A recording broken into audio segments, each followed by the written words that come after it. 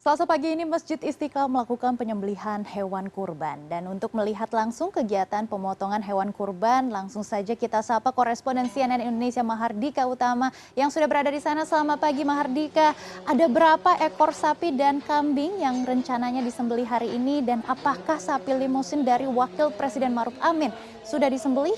Dan bagaimana proses distribusi dan daging kurban ini prioritas akan dibagikan kepada siapa saja? Ya, selamat pagi Maggie. Saya tidak bisa dengan jelas mendengar pertanyaan Anda. Tetapi kalau kita lihat lagi proses pemotongan hewan kurban di RPH Istiqlal ini sudah berlangsung sejak pukul 7 pagi tadi. Dan ada lebih dari 50 ekor sapi dan 12 ekor kambing yang disembelih di RPH Istiqlal. Dari jumlah itu, seperti yang Anda tanyakan tadi, ada sumbangan sapi dari Presiden Joko Widodo, kemudian dari Wakil Presiden Maruf Amin, termasuk juga dari Presiden dan juga Wakil Presiden terpilih serta pejabat-pejabat lainnya. Tadi untuk sapi-sapi sumbangan dari para pejabat tinggi negara ini sudah disembelih sejak pagi hari tadi dan saat ini masih terus berlangsung ya karena jumlah sapi dan kambingnya ini cukup banyak. Dan dipastikan seluruh hewan kurban yang ada di sini sudah diperiksa oleh Dinas Ketahanan Pangan, Kelautan, dan juga Pertanian dan sudah dipastikan dalam kondisi sehat tentunya sebelum dipotong, sudah melalui pemeriksaan antemortem, melalui pemeriksaan laboratorium dan dipastikan tidak ada penyakit parasit pada hewan kurban yang dipotong di RPH Istiqlal ini. Kemarin Imam Besar Masjid Istiqlal Nasaruddin Umar juga menegaskan bahwa pemotongan hewan kurban di RPH Istiqlal ini sudah menerapkan prosedur yang ramah lingkungan. Sebetulnya seperti apa sih prosedur ramah lingkungan itu? Di antaranya bisa dilihat dari bagaimana mereka melakukan pengolahan limbah hasil pemotongan. Di sini ada solokan yang cukup panjang yang kemudian dialiri oleh kotoran dan juga darah hasil dari pemotongan hewan kurban yang kemudian nanti akan mengalir ke arah septic tank yang ada di sana, Maggie.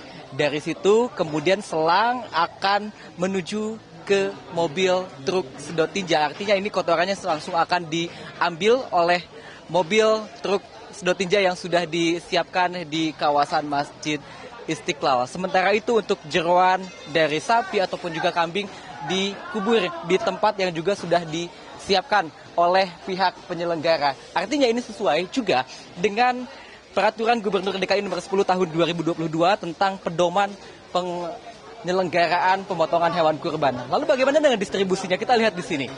Ada lebih dari 100 petugas yang melakukan pencacahan daging. Kemudian daging-daging yang sudah dicacah ini akan dipak ke dalam sebuah plastik yang juga diklaim ramah lingkungan karena terbuat dari bambu sehingga lebih mudah terurai.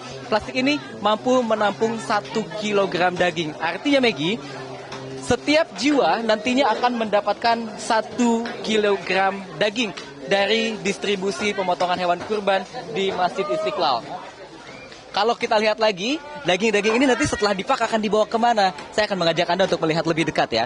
Jadi, nanti daging-daging yang sudah dipak ini akan dibawa ke sebuah truk yang sudah dilengkapi dengan pendingin atau ke dalam freezer ya. Jadi nanti akan dibawa ke sana untuk kemudian didistribusikan kepada masyarakat yang memang sudah terlebih dahulu dilakukan pendataan. Artinya sudah 4 tahun terakhir ini Masjid Istiqlal tidak lagi melakukan pembagian daging hewan kurban secara langsung kepada masyarakat dengan menggunakan skema antrean ataupun juga kupon yang biasanya dilakukan di Masjid Istiqlal.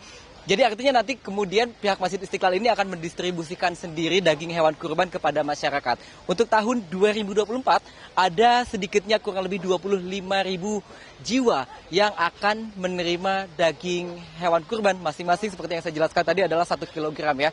Siapa saja 25.000 jiwa itu adalah mereka yang merupakan masyarakat miskin yang